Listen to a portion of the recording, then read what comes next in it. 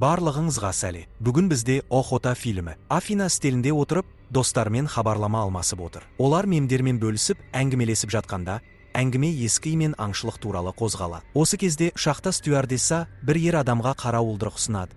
Бірақ ол бас тартып, сарказммен тек жаңадан дайындалатын тағамдарды тізбектейді. Көңілсіз күйде ол орнына шампан сұрайды. Стюардесса шампан әкелуге кеткенде, кенеттен бір ер адам кабинаға кіріп келіп, бәрін шошытады. Шампан сұраған адам олардың біреуінің оянғанын айтып, таңданысын білдіреді. Осы кезде жасы үлкен адам кіріп, өзінің дәрігер екенін айтып, әлгі адамды тыныштандырмақ болады. Оны сүлгілердің үстіне жатқызады. Бірақ күтпеген жерден пышақтап жібереді. Жараланған адам әлі тірі болып, жанталасып бөтелке ала жүгіргенде, Афина келіп, оны өкшелі туфлимен өлтіреді. Біреу аңшылықтың әлі басталмағанын айтып қалады. Афина суыққанды түрде соғыс кезінде сезімге орын жоқ деп жауап береді. Аяқ киімін тазалайды. Жасы үлкен адам мәйітті ұшақтың басқа бөлігіне сүйреп әкетеді. Жараланған адам әлі тірі болып, көмек сұрамақ болады. Бірақ шашы сары әйел ес-түссіз жатыр. Кейін сол әйел далада, аузында тұмылдырықпен оянады. Оны шешуге қанша тырысса да ала алмайды. Өзеннің арғы бетінен дәл осындай тұмылдырық таққан басқа бір әйелді көреді. Әлгі әйел қолындағы компасқа бір сәт қарап, басын изеп белгі береді, кетіп қалады. Сол кезде сары шашты әйелдің артынан бір ер адам шыға келеді. Ол оны ортасында үлкен жәшік тұрған алаңға ертіп барады. Сол маңда басқа адамдар жиналып тұр. Біреуі жәшікті ашпау керектігін, оның қақпан болуы мүмкін екенін ескертеді. Бірақ ер адам бәрібір ашады. Ішінен шошқа жүгіріп шығады. Ал астында қару-жарақ толы сөре бар екен. Тобындағы адамдар, соның ішінде сары шашты әйел де қаруланып, тұмылдырықтарын шешеді. Әлі де не болып жатқанын түсінбей тұрған сәтте, кенеттен оларға оқ жауады. Бәрі жан-жаққа бытырап, жасырынады. Сары шашты әйел өзін оқ тимей өтті деп ойлағанымен, оқ тигенін кеш түсінеді. Сол жерде көз жұмады. Басқа бір адам қарсылық көрсетіп, жауға оқ атады. Бірақ оны да атып өлтіреді. Бір әйел орға құлап кеткенде, бір ер адам оған көмектесуге ұмтылады. Бірақ ол әйел жерге жасырылған шиптерге шаншылып қалады. Оған қарамастан олар қашуға әрекеттенеді. Бірақ жерге қойылған минаға түсіп жарылады. Тағы бір ер адам осы қауыстан аман қашып шығып, темір торлы қоршауға жетеді. Осы кезде оған қарай біреу келе жатады. Ол қаруын кезене бергенде, жәшікті ашқан адам екенін танып қалады. Оларға тағы екі адам қосылып, барлығы қоршаудан асып түсуге тырысады. Алайда жәшікті ашқан адам найзамен шаншылып, артынша шабуылдаушыларға қарсы тұруға шешім қабылдайды. Бірақ көп ұзамай оны өлтіреді. Қалған үшеуі жан сауғалап, жанармай бекетіне жетеді. Ішке кіргенде оны иелері ерлі-зайыптылар оларды тонаушы деп ойлап қалады. Көк жейде киген бір ер адам олардың ақша сұрап тұрмағанын айтып, қай жерде екендерін сұрайды. Ерлі-зайыптылар Арканзас штатында екендерін айтады. Көк жейделі полицияға қоңырау шалады.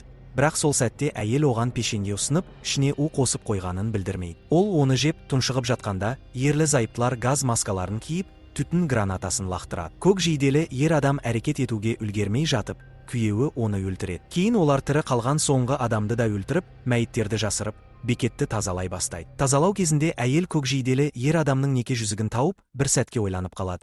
Бірақ күйеуі оған мән бермеуге кеңес беріп, өлгендердің бәрі жаман адамдар, тіпті расист болуы мүмкін екенін айтады. Олар нәсілшілдік туралы біраз пікірталас жүргізеді. Осы кезде рациядан хабарлама келеді. Белгісіз адам оларға жаңа нысанның келе жатқанын ескертеді. Олар бекетті дайындайды. Ал бұл кезде Кристал есімді әйел ішке кіреді. Ол жайбарақат амандасып, темекі мен қайтарым ақшасын сұрайды. Алайда айналадағы бір тірлікті байқап, ерлі-зайыптыларға шабуыл жасап, есептегіштің астынан мылтықты алып шығады. Алдымен ер адамды, содан кейін әйелді атып өлтіреді. Одан кейін бекетті қарап шығып, мәйіттерді табады. Қару-жарақ пен резеңке бауларды жинап, кетуге дайындалады. Кристал сыртқа шығып, күртешесін тастайды да, көлікті көзі шалады. Тексере келе, оның нөмірлері жалған екенін, және астында хорваттық нөмірлер барын анықтайды. Ол көлікті мұқият қарап, есігіне орнатылған бомбаға арналған сымдарды көреді. Жанармай бекетінен тапқан рация арқылы аңшылардың оны іздеп жатқанын естиді. Олар бекеттегі ерлі-зайыптыларға хабарласа алмай, жағдайды тексеру үшін дрон ұшырады. Кристал бұталардың арасына жасырынып, біреудің дронды атып түсіргенін көреді. Аңшы жақындап келіп, дронды аяқпен жаншып жатқанда, Кристал оған көліктің тұзақталғанын ескертеді. Сондай-ақ дронды атып, олардың орнын білдіріп қойғаны үшін оны сөгіп, теміржол рельстеріне қарай кетіп қалады. Ер адам оны қуып жетіп, олардың бай либерал элиталар тарапынан ұсталатыны және ойын-сауық үшін өлтірілетіні туралы теориясын айтады. Кристал бұған сенімсіздікпен қарайды. Осы кезде жақын маңнан пойыздың дауысы естіледі. Кристал жүгіріп барып, пойызға секіруді ұсынады. Екеуі ішке кіргенде, вагонда жасырынған бір топ мигрантты көреді. Ер адам олардың актер екенін айтады. Бірақ Кристал күмәнданады, өйткені олар ағылшын тілінде сөйлемейді. Кенеттен пойыз тоқтайды. ал әскери полиция вагондарды тексеруге кіріседі. Кристал мен ер адам мигранттармен бірге беріледі. Тексеру кезінде ер адам офицерге өзінің және Кристалдың американдық екенін, ал мигранттардың жай ғана жалдамалы актерлер екенін айтады. Кенеттен мигранттардың бірі таза американдық акцентпен ағылшын тілінде сөйлеп, өзінің актер екенін ашады. Бұл ер адамды қатты ашуландырады, ол актерге тап беріп, шалбарына граната тығады. Басқалар дереу қашып жата қалады, ал граната жарылып, актердің өзінде ер адамды да өлтіреді. Кейін Кристал өз-өзін жүк көлігінің ішінде босқындар лагеріне тасымалданып бара жатқанын түсінеді. Онда офицер одан құжаттарын сұрайды. Олар сұрақтарына жауап бермеген соң, Кристал қайда екенін болжай бастайды. Ақыры өзінің Хорватияда екенін түсінеді. Ол офицерлерден ақш елшілігіне хабарласуды сұрайды. Алайда оның орнына оған Донды аңшылықтан аман қалған тағы бір адамды әкеледі. Кристал мен Дон лагердің асханасында бірге тамақтанады. Дон оған бұрынғы ер адам секілді аңшылықтың артында кімдер тұрғаны жайлы теориясын айтады. Кенеттен ақш елшілігінен шенеунік келіп, оларды алып кетеді. Жолда Дон жағдайды түсіндіріп, шенеунік ақш мемлекеттік департаменті мен әскери күштерден көмек сұрайтынына уәде береді. Бірақ Кристал оған күдіктене бастайды. Ол оны есінен тандырып, көліктен лақтырып жібереді. Содан кейін көлікпен үстінен жүріп өтеді. Оның өлгеніне көз жеткізеді. Оның күртешесін ақтарып, тапанша табады. Көліктің жүк салғышын ашқанда, әлгі ер адамның мәйітін көреді. Дон бастапқыда шенеунікті өлтіргеніне ашуланса да, мәйітті көріп, Кристалдың дұрыс жасағанын түсінеді. Кристал көліктен карта тауып алады, ал Дон олардың аңшылықтан аман қалған соңғы адамдар болуы мүмкін деп топшылайды. Дон көлікті мініп кетіп қалғысы келеді. Бірақ Кристал қарсы шығады. Ол картаны пайдаланып, аңшыларды тауып, оларға соққы беруді ұсынады. Осы ойын нақты жеткізу үшін ол анасынан естіген мазасыз бір оқиғаны айтып береді. Дәл осы сәтте кенеттен шошқа қайтадан пайда болады. Аңшылар бункерде жиналып, саяси тұрғыдан дұрыс әрекет ету жайлы пікірталас жүргізіп жатады. Арасындағы бір жалдамалы сарбаз оларды маңызды нәрсеге назар аударуға шақырады. Бірақ олар оны мазақ етеді. Осы кезде рациядан Афинаның дауысы шығып, бәрін тыныштық сақтауға шақырады. Аңшылардың бірі сыртқа шығып, дәрет сындыруға кетеді. Бірақ дәл сол сәтте Дон шошқаны пайдаланып, оны алаңдатады. Кристал мұны пайдаланып, аңшыны өлтіреді. Бункер ішіндегі топ сырттан шыққан дыбыстарды естиді. Сарбаз оларға нұсқау береді. Бірақ топтағы адамдар үрейге беріліп, оны тыңдамайды. Дон шошқаны ішке қарай лақтырғанда, аңшылар оған бірден оқ жаудырып өлтіреді. Топтағы әйелдердің бірі шошқаның өлімін уайымдап тұрған кезде, Кристал шабуыл жасап, бір аңшыны өлтіріп, қалғандарына оқ жаудыра. Ол сарбазды бейтараптандырып, кейін шошқа үшін қайғырған әйелді пышақтап өлтіреді. Кристал тағы бір аңшымен мылтық үшін күреседі, бірақ қарудың ішінде оқ бар екенін байқап, оны атып тастайды. Содан кейін мергеннің ізін аңдып, оны да өлтіреді. Барлығы аяқталды деп ойлаған сәтте, сарбаз кенеттен оған тап береді. Арасында қатаң шайқас басталып, Кристал оны темір құбырмен соғып жеңеді, бірақ өлтірмей, тірі қалдырады. Жараланған әйел Кристалды мазақтап, оны қарапайым ауыл қызы деп атайды. Кристал мылтық алып, оны өлтіруге дайындалады, бірақ Дон араласып, тоқтатуға тырысады. Ол әйелден не үшін оларды аңдып жүргенін сұрайды.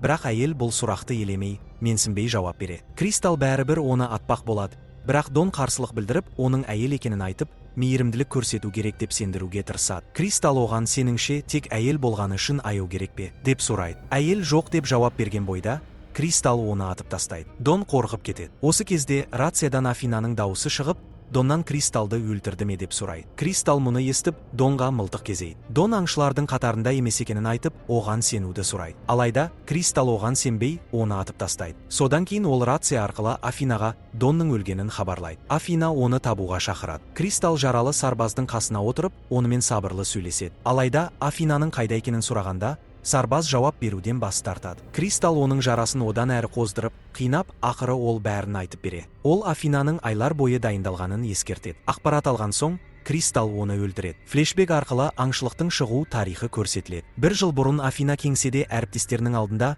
ұялы телефоннан тараған хабарлама үшін жауап беріп жатқан еді. Хабарламада адамдарды аңшылыққа салу туралы әзіл айтылған. Афина мұны жай ғана әзіл деп түсіндірсе де, бұл қауесетке айналып, үлкен жанжал тудырды. Нәтижесінде ол жұмыстан кетуге мәжбүр болды. Қатты ашуланған Афина бұл қауесетті таратқандардың тізімін жасайды. 8 ай бұрын топ құрбандарды таңдауға кіріседі. Презентацияда Кристалдың есімі мен оның Афина туралы пікірі шыққан кезде, Афина қатты ашуланып, оны басты қарсыласы ретінде өзі таңдайды. Қазіргі уақытта Кристал Афинаның сарайына келеді. Рация арқылы Афина оған қаруын тастамаса, қақпа астына қойылған жарылғыштың жарылатынын ескертеді. Кристал амалсыз мылтығын жерге тастап, ішке кіреді. Үйде Бетховеннің музыкасы ойнап тұр. Кристал мұқият қарап жүріп, қабырғада өзінің және басқа құрбандардың фотосын көреді. Ас үйде Афина оны асықпай күтіп, тамақ әзірлеп жатыр. Афина одан Донды өлтірді ме деп сұрайды.